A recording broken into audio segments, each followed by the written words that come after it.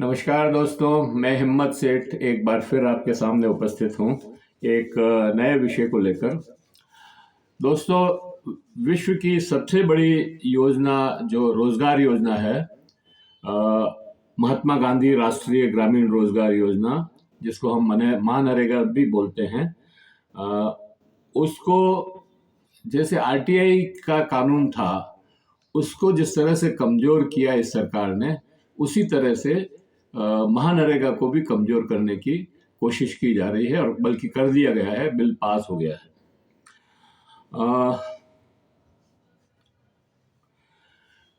राष्ट्रीय रोजगार, ये महानरेगा जो था, ये कानून था, और कानून ऐसा था जो विश्व में बहुत कम जगह होगा शायद, और नहीं भी हो। इसमें मतलब हर आदमी जो भी जरूरतमंद है वो रोजगार मांग सकता था, और उसको मांगने पर रोजगार देना पड़ता था सरकार का, ये मतलब ये इस कानून के तहत। और अगर नहीं दे पाते थे सरकार, अगर किसी वजह से नहीं दे पाती थी, तो उनको रोजगार बेरोजगारी भत्ता देना पड़ता था। तो इस कानून को बदल करके इन्होंने अभी बहुत सिंपल लोगों को ये बताया जा रहा, मतलब सारे देश को तो यही बताया जा रहा है, खाली महात्मा गांधी का नाम बदला है। महात्मा गांधी के बजाय जयराम जी, पता नहीं वो क्या है आगे, उसको वो कर दिया है, और बाकी योजना में कोई फर्क ज्यादा नहीं है। लेकिन इसमें बहुत बड़ा फर्क यही है कि इसको कानून से योजना बना दिया गया है। कानून जो ये था कि भाई आपको ये अधिकार है कि आप मांग करके रोजगार ले सकते हो, वो कानून खत्म कर दिया एक तरह से। और अब उनकी मर्जी पर है, जब उनके पास बजट होगा तो वो चलाएंगे। और बजट कहाँ से होगा, क्योंकि उन्होंने उसको पहले 90% केंद्र सरकार देती थी उसमें पैसा, अब सिर्फ 60% देगी। तो 40% जो है राज्यों को खर्च करना पड़ेगा। तो राज्य कहाँ से करेंगे? राज्यों को तो पहले ही आपने कंगाल कर दिया है, जीएसटी ला करके सारा फेडरल सिस्टम ही आपने खत्म कर दिया। क्योंकि उसमें जो जीएसटी है वो कलेक्ट होता है सेंट्रल गवर्नमेंट के पास, और सेंट्रल गवर्नमेंट वापस स्टेट गवर्नमेंट को देती है। तो वो वापस कब देगी, कैसे देगी, बहुत मुश्किल है। ये इस बात को हम समझ सकते हैं कि ममता बनर्जी 30 लाख करोड़ रुपया मांग 30,000 करोड़ या मांग रही है, 30,000 करोड़ रुपया, और सरकार दे नहीं रही है, और वो जीएसटी का ही पैसा है, वो कोई दूसरा नहीं मांग रही है। तो इस तरह से उसको बिल्कुल ही कमजोर कर दिया है। तब सरकार कहाँ से, मतलब केंद्र सरकार कहाँ, ये राज्य सरकार है, कहाँ से ये पैसा देगी? अच्छा, ये योजना कोविड के समय बहुत काम आई थी। मजदूर जब यहाँ से उद्योगों से छुट्टी हो गई उनकी, चले गए यहाँ से, पैदल गए बेचारे, गांव जाकर के उन्होंने महानरेगा योजना में अप्लाई किया, और उनको वहां पे काम मिला, तो उससे उनकी जिंदगी चली। तो ऐसी अच्छी योजना को ये क्यों खत्म करना चाहते हैं, ये बड़ा सवाल हमारे सामने है। सरकार चाहती है कि उनके ऊपर कोई लायबिलिटी नहीं रहे, और नागरिक जो है को अधिकार नहीं मिले। नागरिक अधिकार के बजाय वो दया पर रहे और लाभार्थी बने। तो वो मतलब काम तो देंगे वो, लेकिन उनकी इच्छा से देंगे, मांगने से नहीं देंगे। तो ये एक बहुत बड़ा फर्क है, और इसी फर्क को समझने की जरूरत है। बाकी जो बातें हैं वो तो मेरी समझ में बहुत गौण है, मतलब पैसा नहीं है, या ये नाम बदल दिया, या ये सब चीजें तो अपनी जगह है ही। लेकिन ये बहुत बड़ा फर्क है कि कानून को इन्होंने बहुत कमजोर कर दिया।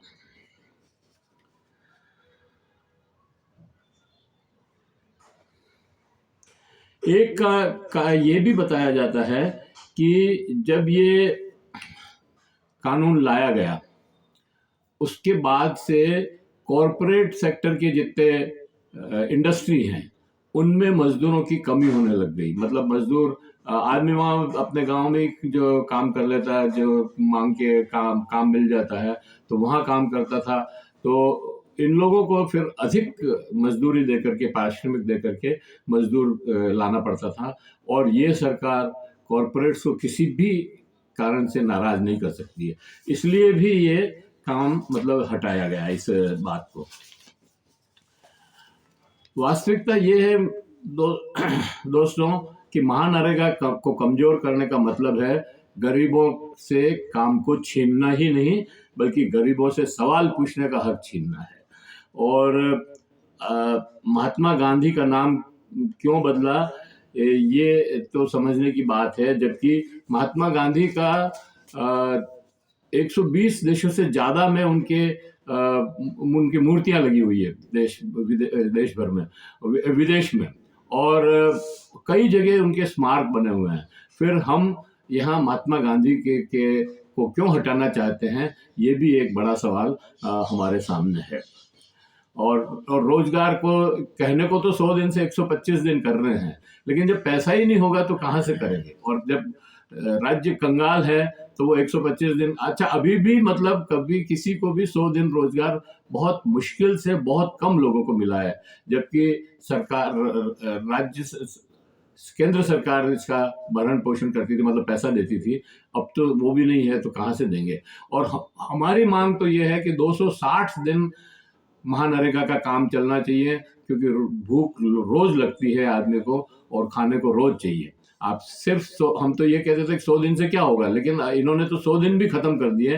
तो ये सारी बातें हैं, इसके ऊपर हम आज बात करेंगे। और बात करने के लिए हमारे साथ शंकरलाल जी चौधरी हैं, जो माले के राज्य सचिव हैं, और महानरेगा को भी टैकल किया है इन्होंने। तो खैर राज्य में रहे, सरकार में रहे हैं, तो उस समय के जो काम थे उनको देखा भी है। तो ये तो आपका चौधरी साहब बहुत बहुत स्वागत है हमारे मंच पे। महावीर समता संदेश यूट्यूब चैनल से हम बोल रहे हैं। मेरा नाम हिम्मत सेठ है, और अगर आपने अभी तक भी हमारे यूट्यूब चैनल महावीर समता संदेश को सब्सक्राइब न किया है तो सब्सक्राइब कर लें, बेल आइकन दबाना न भूलें। और अगर वीडियो अच्छा लग रहा है तो लाइक करें, फॉरवर्ड करें और लोगों को भेजें।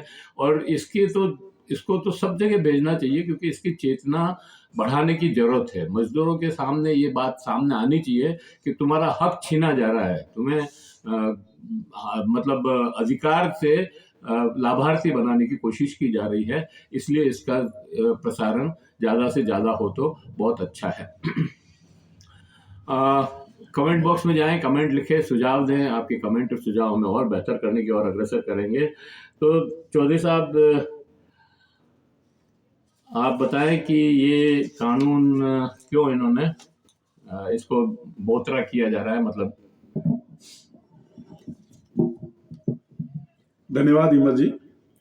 मैं आपको दोबारा भी धन्यवाद देता हूं कि आपने देश के 12.5 करोड़ 13 करोड़ ग्रामीण मजदूरों के जीवन पे जो आघात आ गया है, एक तरीके से उनके जो अधिकार छीने जा रहे हैं, ऐसे एक बड़े महत्वपूर्ण मुद्दे को आपने समय पर उठाया है। आपने ठीक कहा कि इस कानून को कमजोर किया जा रहा है। ये तो बात बिल्कुल सही है, सब लोग समझ रहे हैं। सिर्फ बीजेपी शायद और उनके अंधभक्त जो हैं, उन्हें शायद वो जनता को गुमराह करने की कोशिश कर रहे हैं। मैं इसको 2-3 हिस्सों में बांट के इस पे बात करना चाहता हूं। एक तो ये कि जो ये नाम वाला मसला है कि महात्मा गांधी का नाम हटाया जा रहा है, सही बात है, महात्मा गांधी का नाम तो हटाया जा रहा है।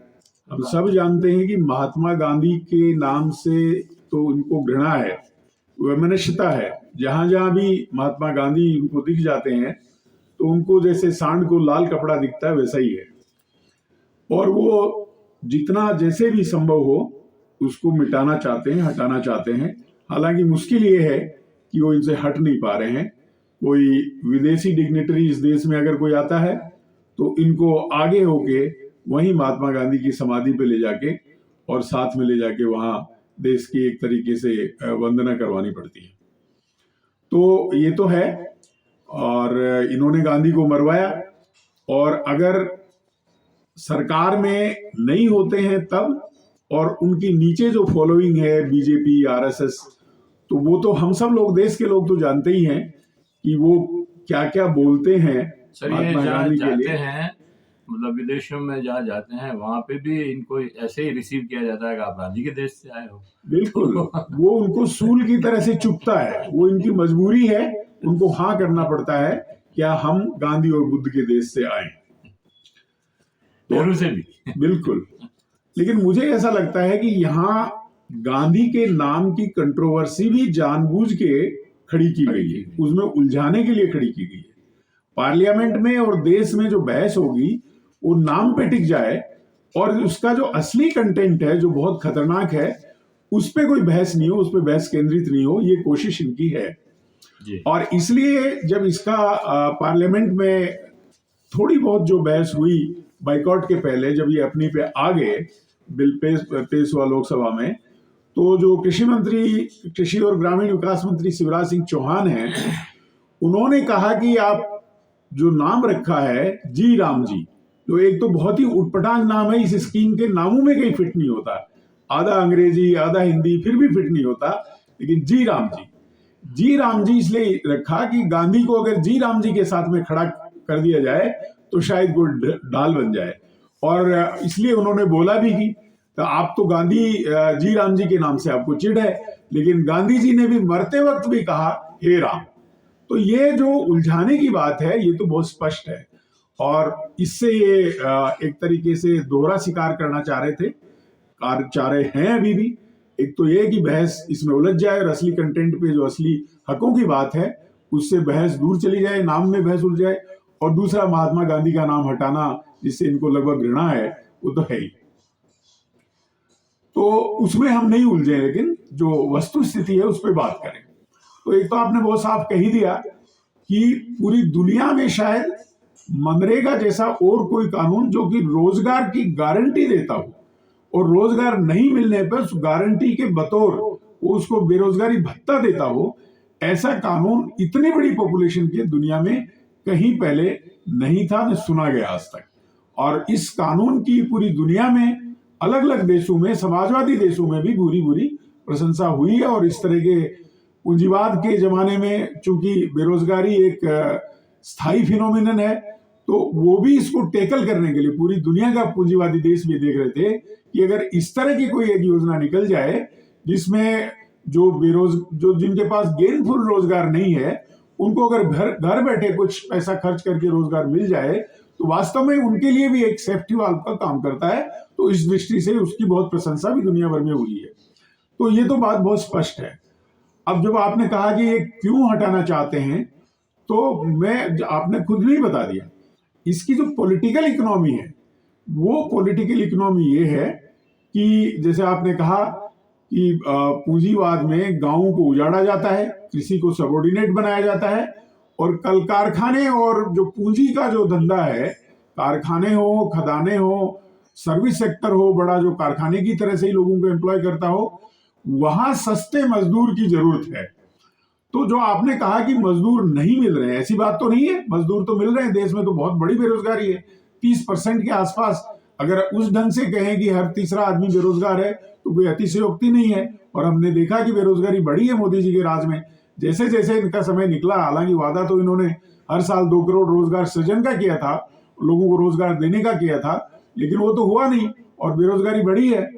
तो एक मायने में इसके देखते हुए मजदूरों की कमी नहीं है, लेकिन सस्ता मजदूर, ताकि दुनिया भर से ये जो निवेश की बात कर रहे हैं, निवेश माने पूंजी लाके और वो यहाँ मुनाफा कमाए और तथाकथित विकास यहाँ का करे, तो उसके लिए उनको सस्ता मजदूर चाहिए।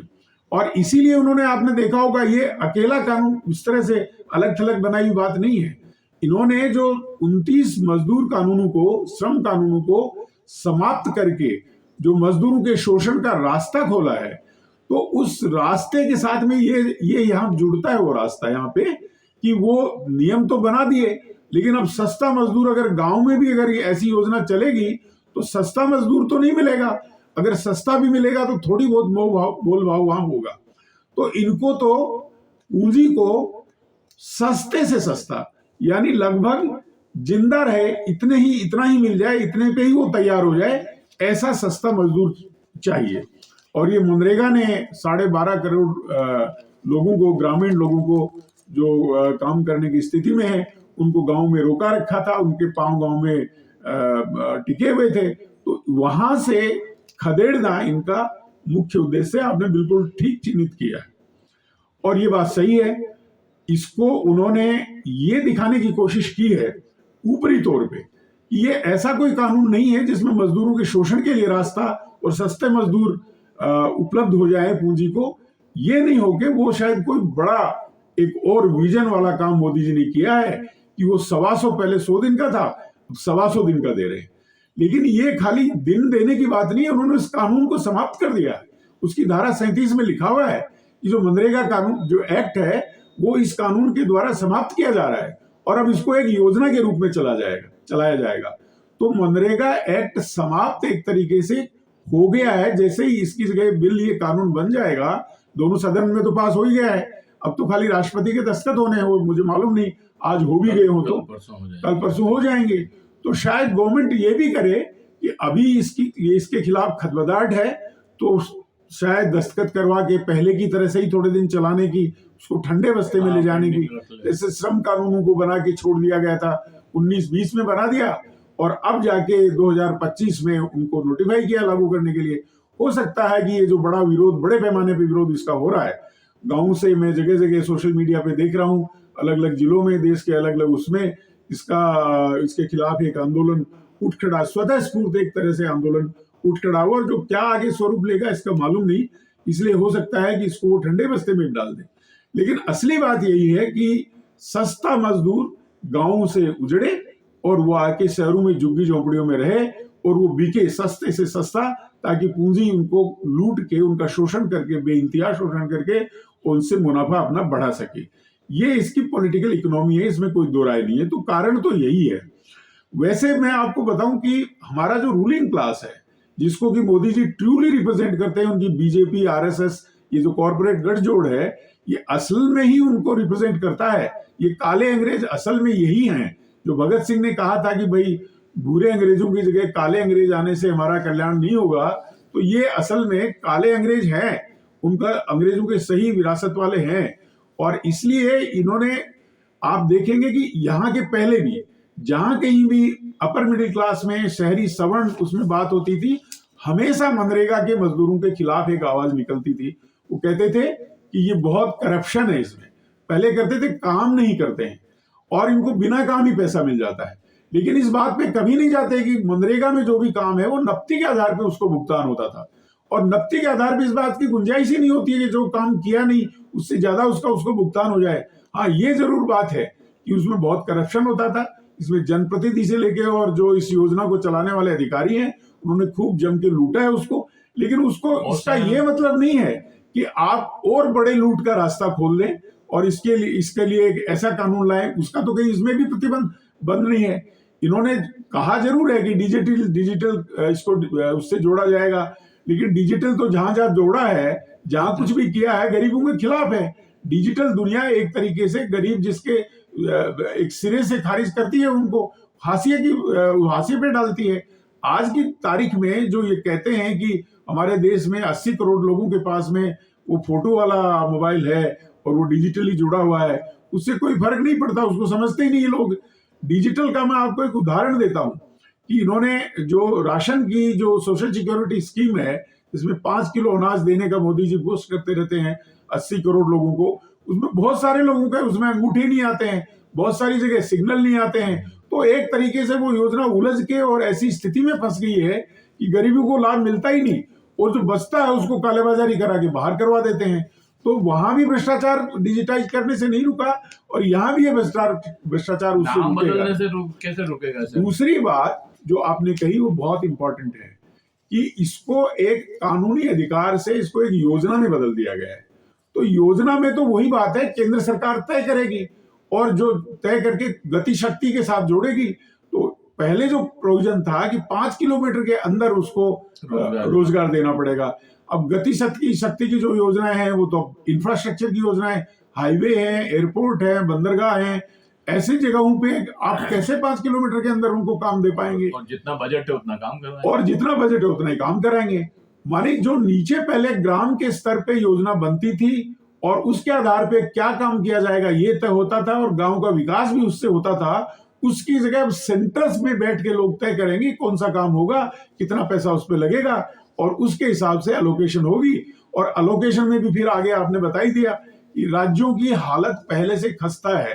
राज्य सरकार, राजस्थान राज्य सरकार की हालत, आपने बंगाल का नाम लिया, मैं जानता हूं, मैं फाइनेंस में रहा हूं, मैं अभी भी उस पर नजर रखे हुआ हूं। जो विभिन्न लोगों के अपने अटके हुए पेमेंट के लिए कई बार मेरे पास फोन आते हैं कि फला आपका अफसर मिलने वाला होगा, उसको फोन कीजिए। मेरा अपना जीपीएफ का लोन हुआ, जीपीएफ में मैंने रिटायरमेंट के बाद पैसा जमा करा दिया, 3 महीने वो अप्लाई करने के लिए, उसका पैसा नहीं मिल रहा है। जब मैं मालूम करता हूं तो पता चलता है कि सरकार की हालत ऐसी है कि वो अपना वेज एंड मीन्स, मानी रोजमर्रे का आय और व्यय का उसके असंतुलन हो रहा है। इसलिए जो जनता का पैसा है उनके पास, जो कर्मचारियों का पैसा है, उसको स्कीमों में ठोक देती है। ये तो मैंने वीडियो बनाया है सर। हाँ, यस बहुत सही है। कोई वेतन देने के पैसे नहीं मैं आप बता रहा हूँ, हाल ही में खाली पद भरने की जगह नहीं है इनके पास, हाल ही में हमारे और वो देने की जगह नहीं। हमारे सुपरिचित फरहत बानो जी हैं, जो जानी मानी लीडर हैं, उनके पति का घुटने का ऑपरेशन हुआ, अहमदाबाद जाके उनको ऑपरेशन कराना था। 1 महीने पहले अप्लाई किया, कहा गया था कि 1 महीने में दे दिया जाएगा, लेकिन 3 महीने में उनको भुगतान मिला, और उनको अपने दामाद से पैसा उधार लेके और उसका इलाज करवाना पड़ा, फंस गए वहां। ऐसे बहुत सारे लोग फंसे हुए। तो राज्यों की हालत तो पहले से ही बहुत खराब है। और दूसरी बात यह है कि राज्य अपना दूसरा पैसा जो है, अपने हिस्से का टैक्स में जो शेयर है, वो नहीं ले पा रहे हैं। जब अशोक गहलोत गवर्नमेंट थी और केंद्र में सरकार इनकी थी, तब मुझे अच्छी तरह याद है कि 6,000 करोड़ रुपए राज्य सरकार के लंबे समय तक सरकार को संकट में, आर्थिक संकट में डालने के लिए इन्होंने नहीं दिया। तो राज्यों को परेशान करने का एक नया हथियार हो जाएगा, और अंततः मुझे लगता है कि जैसे तैसे करके ये छोटी मोटी चलाएंगे, और अंत में केवल कमजोर नहीं किया जाएगा, इस स्कीम को एक तरीके से बंद कर दिया जाएगा। और जो आपको ध्यान हो, मोदी जी ने पार्लियामेंट में क्या कहा था, स्मारक बना कि मैं ऐसा खराब राजनीतिज्ञ नहीं हूं, मैं तो इसकी कांग्रेस की 60 साल के राज की विफलता का स्मारक के रूप में, जहां उनको लोगों को खड्डे खुदवाने पड़ते हैं कि इतने से वर्षों बाद भी, मैं इसको जिंदा रखूंगा। लेकिन अभी वो उससे पलटी मार रहे हैं। आज लोगों की हालत तो पहले से भी उससे खराब है, और वैसे ही खड्डे इनको खुदवाने पड़ रहे थे, लेकिन अब शायद वो मैच नहीं हो रहा है। एक तरफ आप कह रहे हैं हम तीसरे नंबर की इकोनॉमी, चौथे नंबर की इकोनॉमी हो गए, 5 ट्रिलियन इकोनॉमी की बनने की तरफ तैयार हो गए हम, और दूसरी तरफ हमारी हालत ये है। तो ऐसी स्थिति में अल्टीमेटली ये इसको समाप्त करना चाहते हैं। लुबो लुबाब में मुझे लगता है यही बात है। दूसरी बात, ये कानून जो बना था, ये अचानक से नहीं बन गया था 2005 में। मुझे याद है राजस्थान किसान संगठन यहाँ बांसवाड़ा डूंगरपुर इसमें काम करते थे, तो तब के उनके नेता जो थे, मुझसे एक ड्राफ्ट मेरे पास एक कानून लेके आए। हिंदुस्तान में सबसे पहला कानून जो है महाराष्ट्र में बना था, महाराष्ट्र रोजगार गारंटी कानून जो था, वो 1980 के दशक में शुरुआती उसमें बन गया था। और फिर हमने राजस्थान के लिए मैंने उसको, वो इंग्लिश में था और मराठी में था, तो मैंने उसका ट्रांसलेशन किया था। उसके बाद में मजदूर किसान वाले जो उन लोगों ने काफी बहुत किया, देश के पैमाने पे अरुणा रॉय के उन लोगों ने किया, और देश के पैमाने पे बड़ी शर्मा का बहुत बड़ा रोल था। और इस सब के बाद इसका रूप बनते बनते वो कानून का रूप 2005 में लेके आए थे। तो आज मोदी जो बिना मांगे ये जो कर रहे हैं, जैसे मोदी जी का है, तो ये एक तरीके से दिया नहीं जा रहा, ये हमला है, एक तरीके से बुलडोजर चला दिया है गरीबों के हक पे। तो ये बात देखना होगा। ये जो मनरेगा जी राम जी जो लाए हैं, ये जी राम जी कुछ नहीं है, राम जी का नाम बदनाम कर रहे हैं, जबरदस्ती राम जी के नाम पे अपनी कुकृत्य को चढ़ा रहे हैं। असल में ये गरीबों के जो रोजगार का हक है, उस पर बुलडोजर चला रहे हैं। मैं तो उसको इसी तरह से देखता हूँ। ठीक है सर, बहुत बहुत आभार, आपने सारी बातें बहुत खुल विस्तार से और खुलकर बताई। हम इस वीडियो को यहीं समाप्त करते हैं, लेकिन समाप्त करने के पहले मैं ये अपील फिर से करना चाहता हूँ कि अगर आपने हमारे YouTube चैनल महावीर समता संदेश को सब्सक्राइब न किया है तो सब्सक्राइब कर लें, बेल आइकन दबाना न भूलें, और अगर वीडियो अच्छे लग रहे हैं तो लाइक करें, फॉरवर्ड करें और लोगों को भेजें। ये महानरेगा का जो अधिकार था, उस अधिकार को छीनने का, हक को छीनने का सवाल है, इसके ऊपर लोगों को तैयार करना बहुत ज़रूरी है। और चेतना फैलाना बहुत ज़रूरी है। मुझे लगता है इसके ऊपर कानून मतलब ये कोर्ट में भी जाएगा, सुप्रीम कोर्ट में भी, और सड़कों पे भी उतरेंगे लोग। ऐसा नहीं है बिल्कुल। कि सड़कों पे नहीं उतरेंगे, लेकिन ये चेतना फैलेगी तब सड़कों पे उतरेंगे ना, इसलिए इसको फैलाने की ज़्यादा ज़रूरत है। आपने अभी तक भी हमारे यूट्यूब चैनल को सब्सक्राइब ना किया तो सब्सक्राइब कर लें, बेल आइकन दबाना न भूलें, और वीडियो मतलब कमेंट करना हो तो आप कमेंट बॉक्स में जाएं, कमेंट लिखें, सुझाव दें। आपके कमेंट और सुझाव हमें और बेहतर करने की ओर अग्रसर करेंगे। चौधरी साहब, आपका बहुत बहुत आभार बहुत बहुत कि धन्यवाद। आपने ये सारी बातें हमारे, एक तो हमारे बुलावे पे आप आ जाते हैं, और दूसरा ये कि लोगों को जानकारी देने के लिए हमेशा तत्पर रहते हैं। तो जय हिंद, जय भारत। फिर मिलते हैं किसी और वीडियो के साथ।